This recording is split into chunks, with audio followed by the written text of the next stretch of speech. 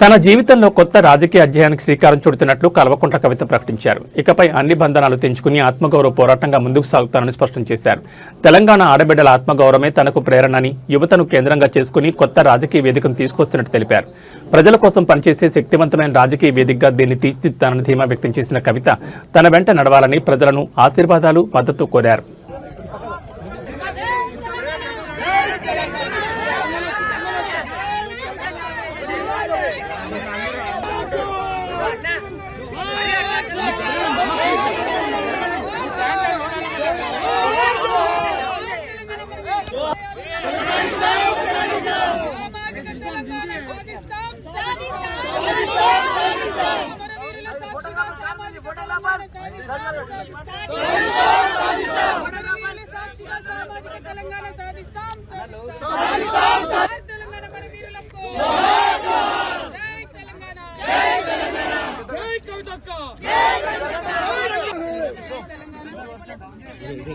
నమస్కారం. ఈ రోజు నేను కౌన్సిల్లో మరొక నా రాజీనామా యాక్సెప్ట్ చేయమని అడగడం జరిగింది.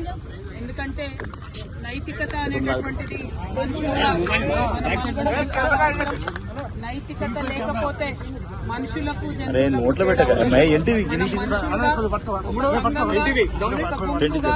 ఒక పార్టీగా సంస్థలుగా ఆర్గనైజ్ అవ్వడంలోని అర్థం ఏంటంటే పెద్ద ఎత్తున సమాజానికి ఏదైనా మంచి చేద్దామని ఆర్గనైజ్ అవుతాం. టీఆర్ఎస్ పార్టీ పుట్టినప్పుడు తెలంగాణ రాష్ట్ర సాధన కోసం మనందరం కూడా కట్టడితో పనిచేసినాం. తదనంతర కాలంలో ఎప్పుడైతే అధికారం వచ్చిందో, ఎప్పుడైతే తెలంగాణ ఉద్యమ ద్రోహులంతా కూడా టీఆర్ఎస్ పార్టీలో చేరారో, అసలైన ఉద్యమకారులను, ఉద్యమంలో మనతో కలిసి పనిచేసినటువంటి ఉద్యమ సహచరులను రాత్రనక పగలనక గుర్తింపు ఉన్నా లేకపోయినా కార్యకర్తలుగా గ్రామాన పనిచేసినటువంటి లక్షలాది మందికి టీఆర్ఎస్ పార్టీలో ఏనాడు ఇస్మంతో కూడా గౌరవం దక్కలేదు. వేలు పోస్టులు, డైరెక్టర్ పోస్టులు ఖాళీగా ఉంటే ప్రభుత్వంలోకి వస్తే కనీసం ఒక తెలంగాణ ఉద్యమకారుడు కూడా పార్టీ నాయకత్వానికి గుర్తురాకపోవడం చాలా శోచనీయం. తెలంగాణ ఉద్యమంలో వేలాది మంది ఆడబిడ్డలు పాల్గొంటే నాలాంటి ఒకరిద్దరికి తప్పితే అవకాశాలు వేరే వాళ్ళకి రాకపోవడం దారుణం. అవకాశాలు వచ్చిన నాలాంటి ఒకరిద్దరిని కూడా చిత్రహింసలు పెట్టి, నానా విధాలుగా కట్టడిలు చేసి, నానా విధాలుగా అవమానం చేసి, రాజకీయంగా ఎదగకుండా చేసి, మరి 9.5 సంవత్సరాలలో దాదాపు 14 లక్షల కోట్ల బడ్జెట్ పెట్టి, అందులో 12 లక్షల కోట్లు ఖర్చు పెట్టి 1,89,00,000 కోట్లు కేవలం ఇరిగేషన్ పెట్టినటువంటి టీఆర్ఎస్ పార్టీ కనీసం ఎందుకు పేద ప్రజలకు ఇయ్యలేకపోయిందో తెలంగాణ ప్రజలకు సమాధానం చెప్పాలి. చేసినాం, కొంత మంచి చేసినాం, కానీ అది పర్మనెంట్ గా చేయలేదు. ఇంకా పెద్ద ఎత్తున చేస్తారన్న ఆలోచన, ఆశ తెలంగాణ ప్రజలకు ఉండే. టీఆర్ఎస్ పార్టీ నుండి ఇవాళ ఎంతో మందికి ఆశలు అడియాశలు అయిపోయినాయి. ఆశించినటువంటి వారందరం కూడా ఇబ్బంది పడ్డటువంటి పరిస్థితి. గౌరవాన్ని ఆశించినాం, గుర్తింపును ఆశించినాం. జనవరి 26 నాడు, ఆగస్టు 15 నాడు, జూన్ 2 నాడు ఒక తామ్రపత్రం ఆశించింది. అంతకుమించి మా ఉద్యమకారులు ఏం ఆశించలే. కానీ వాళ్ళకి ఎన్నడూ గుర్తింపు ఇవ్వలే. ఐడి కార్డులు అడిగితే ఆ గుర్తింపు ఇవ్వలే. వాళ్ళని కాదని కాంగ్రెస్ పార్టీని గెలిపిస్తే వచ్చినటువంటి కాంగ్రెస్ పార్టీ కూడా గత 2 సంవత్సరాలుగా మరి ప్రజలను, ఉద్యమకారులను, మహిళలను, ముఖ్యంగా నిరుద్యోగులను విపరీతంగా మోసం చేస్తూ వస్తున్నాయి. ఈ 2 పార్టీలు కూడా తెలంగాణ ప్రజలను గత 12 ఏళ్లలో మభ్యపెట్టిండ్రు, మోసం చేసిండ్రు తప్పితే ఒరిగింది ఏమీ లేదు.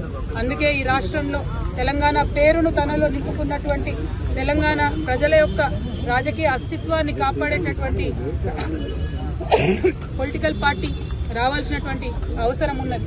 తప్పకుండా తెలంగాణ జాగృతి ఒక పార్టీగా ఎదుగుతుంది, పొలిటికల్ పార్టీగా ఎదుగుతుంది.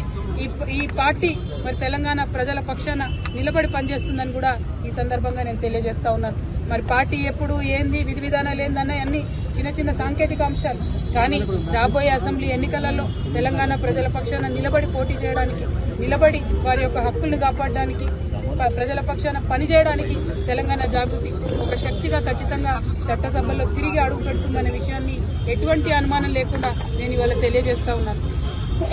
నేను ఆహ్వానం పలుకుతా ఉన్నాను మా లెఫ్ట్ పార్టీ సోదరులకు, మావోయిస్ట్ సింపథైజర్లకు, మావోయిస్టులకు, ఎవరైతే మనుగడ సాగించలేకపోతా ఉన్నారో, ఎవరైతే కొత్త రాజకీయ శక్తులు రావాలి ఈ రాష్ట్రంలో ఆలోచిస్తున్నారో, ఎవరైతే ప్రజాస్వామ్యబద్ధంగా పనిచేసే పార్టీ రావాలనుకుంటున్నారో రండి. ఒక ఆడబిడ్డగా నేను ముందడుగేస్తున్నా, నాకు మద్దతు ఇవ్వండి. నేను మా విద్యార్థి లోకాన్ని పిలుస్తా ఉన్నా, ఇంతవరకు ఫీజు రియంబర్స్మెంట్ రాని మీరు పిడికిలు బిగించండి, జాగృతిలో చేరండి, పోరాటం చేయండి. మా నిరుద్యోగ యువకులకు నేను పిలిపిస్తా ఉన్నా, మీకు ఒక కొత్త రాజకీయ వేదిక వస్తుంది. మీ పక్షాన నిలబడి కొట్లాడడానికి, ఉపాధి అవకాశాలు కల్పించడానికి, మీకోసం పనిచేయడానికి ఒక కొత్త రాజకీయ వేదిక ఈ రాష్ట్రంలో రాబోతా ఉంది. అందరికన్నా ఎక్కువ మా ఆడబిడ్డల్ని కోరుతా ఉన్నా, ఒక ఆడబిడ్డగా తెలంగాణ రాజకీయ అస్తిత్వాన్ని కాపాడడం కోసం, మన ఆడబిడ్డల హక్కులు కాపాడడం కోసం నేను ముందడుగేస్తా ఉన్నాను. నన్ను దీవించండి, ఆశీర్వదించండి, నాతో పాటు నడవండి. ఒక అవమాన భారంతో తల్లిగారింటి నుంచి, ఒక అవమాన భారంతో ఇంటి పార్టీ నుంచి నేను ఇవాళ అన్ని బంధనాలు తెంచుకొని బయటకు వస్తా ఉన్నాను. అది కేవలం నా ఆత్మగౌరవం కోసం జరుగుతున్న పోరాటం. నాలాగా తెలంగాణ ఆడబిడ్డలందరూ కూడా దేశం ఎక్కువ, మనం ఎవరి మీద ఆధారపడం, ఎవరినేమి అడగం. కానీ అవమానిస్తే మాత్రం చూస్తూ ఊరుకోము. అత్యంత అవమానకరంగా నన్ను పార్టీ నుండి బయట పంపినారు. ఖచ్చితంగా నేను ఈ రాష్ట్రంలో ప్రజల పక్షాన నిలబడి పనిచేస్తాను. ఆ దేవుడి దయతో, ప్రజల దయతో గొప్ప రాజకీయ శక్తిగా తెలంగాణలో ఎదుగుతాం. దానికోసం మా ఆడబిడ్డల సహకారం నాకు కావాలని చెప్పి నేను కోరుతా ఉన్నా. ప్రతి ఒక్కరి కోసం, ఆదివాసీల కోసం, గిరిజనుల కోసం, దళితుల కోసం, మైనారిటీల కోసం, ఆడబిడ్డల కోసం పనిచేసేటటువంటి ఒక కొత్త రాజకీయ శక్తి రావాలి. ఎటువంటి పొలిటికల్ బ్యాక్గ్రౌండ్ లేనటువంటి వాళ్ళు కూడా రాష్ట్ర రాజకీయాల్లో మార్పు తేగలుగుతామనే ఆలోచించేటటువంటి ఒక వేదిక మీకు కావాలి. అటువంటి వేదికను మీకు ఇస్తానని మాట ఇస్తూ మరొక ప్రయత్నం నేను చేస్తున్నా. నాకు అండగా నిలబడాలని కోరుతున్నాను. I request all our minority Telangana population to support me in my step that I am going to take now. We are going to form a political party in this state. It will definitely create a lot of space for people who wanted to work in a democratic front, people who wanted to work in a democratic forum. The party BRS, which we thought was our own party, our own Telangana People's Party, has betrayed us in number of issues. It has not fulfilled our aspirations. We need to work towards fulfilling our aspirations.